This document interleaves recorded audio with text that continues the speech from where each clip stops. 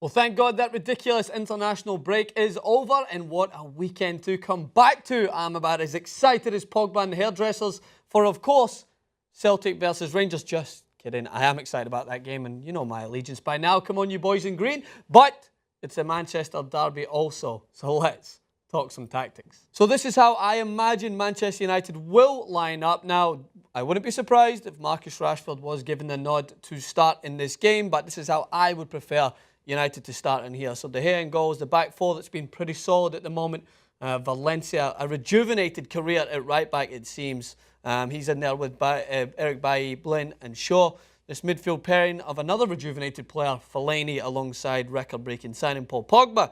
Mkhitaryan, I thought he was phenomenal when he came on against Hull. I think he was just as much a difference maker as Rashford himself, in there with Rooney, Martial, and of course Zlatan Ibrahimovic up top. So thinking about Manchester United, first thing that you have to take into consideration is how do they stop Manchester City defensively, because City are in free-flowing football mode, as it seems, with their win over last year's impressive West Ham, beating them 3-1. And they will be without Sergio Aguero, but that means they will be more reliant than ever on David Silva. So one instance I want to point out is the first goal for Manchester City against West Ham. So David Silva, imagine this is David Silva in here. What Manchester City are trying to do at all points is trying to find him in this area. That's where David Silva is at his best, when he's able to find his way in there. So what they did against West Ham is no matter who it is, they want someone checking into this space. If David Silva has the ball in here, they want someone checking too so that it drags midfielders in and allows David Silva to spin into this area. And in this instance, by the way, funny enough, I think De Bruyne was hanging out over here. It was Stones who was in here. John Stones found himself into this space. This is what Guardiola likes. He wants ball-playing players no matter what position, so that if at any cost someone has to step in and say, all right, give it to my feet, they're comfortable in doing so. That's why Stones was signed. So in this example, Stones for some reason found himself in here. I think Fernandinho was a little bit deeper. So imagine this is Wayne Rooney. He's caught up trying to figure out where Fernandinho is going to pick up the ball. Stones wanders into this area, and all of a sudden, it's 2-on-2 with the likes of De Bruyne trying to find his space in here, Raheem Sterling. So it gets confusing. So what happened against West Ham is David Silva knocked the ball into feet. It was Stones. He then played a 1-2, and Silva beat his man one-on-one. And then all of a sudden, he's in acres of space in here, which may be a problem for Manchester United at the moment. They haven't really been tested in that area. Pogba and Fellaini playing there together. The partnership looks strong against Hull. It looks strong against Southampton, but how is it going to hold up against a team that are directly looking to exploit that space with a number 10 in there?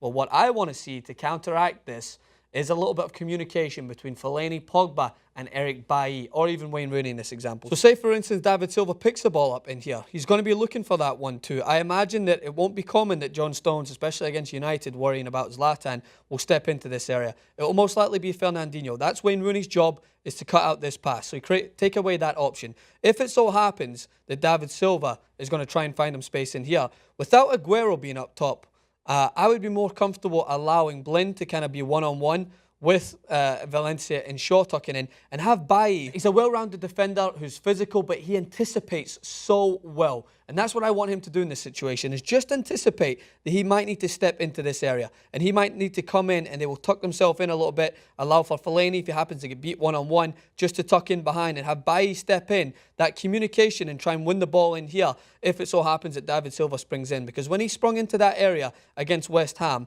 what happened is no one stepped to him. I think it was Collins who just allowed him to kind of wander in this area. And then that means that David Silva's one-on-one, and then all of a sudden, Nolito springs in behind, and that's how they got the ball into that area where they were able to penetrate the back line and drill the ball across for that finish. So if it so happens that Pogba and Fellaini are caught one-on-one, I would like Wayne Rooney to tuck in a little bit so that maybe Fellaini can sit a little bit deeper.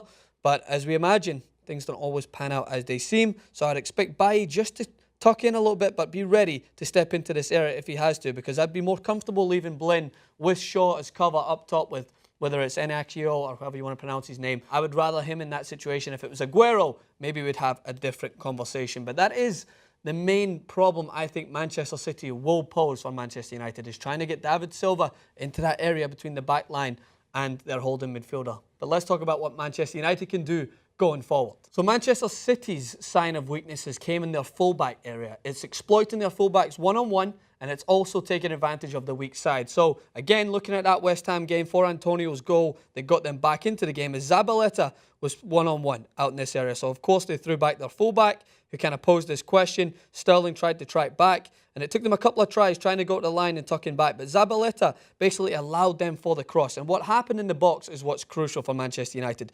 Imagine this is United in this example. West Ham whipped it into the back post, and Gil Clichy was left with a mismatch in Valencia, who was able to tower over him and put the ball into the back of the net.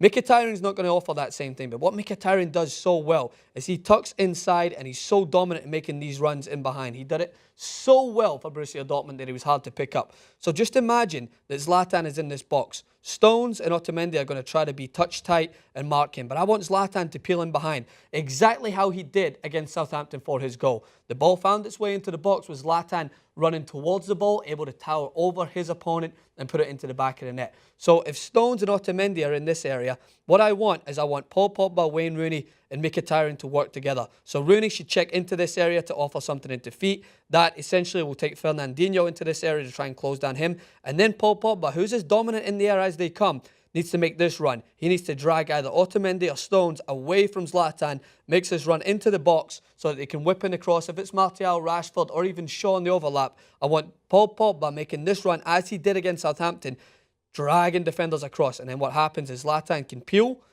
and he can go one-on-one against Clichy, and I will take him 10 times out of 10 to beat Gil Clichy in the air and power home.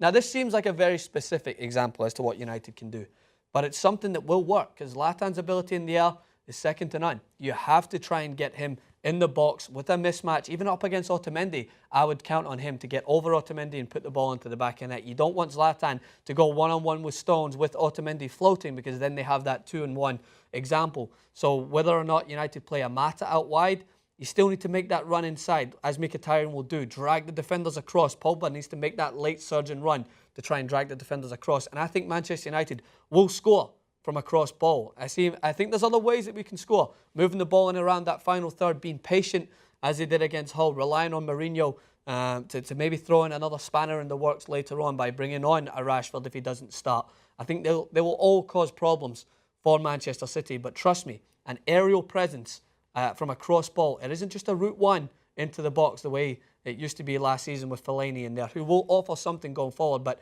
as you've noticed, Fellaini taming those runs into the box has made him a better player because he sits a little bit deeper and he's able to kind of pick up the scraps. So I'd rather Pogba surge in late and try to have that mismatch in the box by putting Zlatan up against an Otamendi or a Clichy. And trust me, United will score. My prediction for the game, by the way, not done this in a while, I think it's going to be 2-1 to Manchester United. I do think Manchester City will score, and United maybe put under a little bit of pressure with David Silva finding that pocket. I would like to imagine a world where Silva doesn't find that space, but he is a very talented player, and I imagine he will find it one way or another. Let me know what you think on Twitter, Francis_Maxwell. Always a pleasure being back here on Full Time Devils, and I'll catch you guys very soon.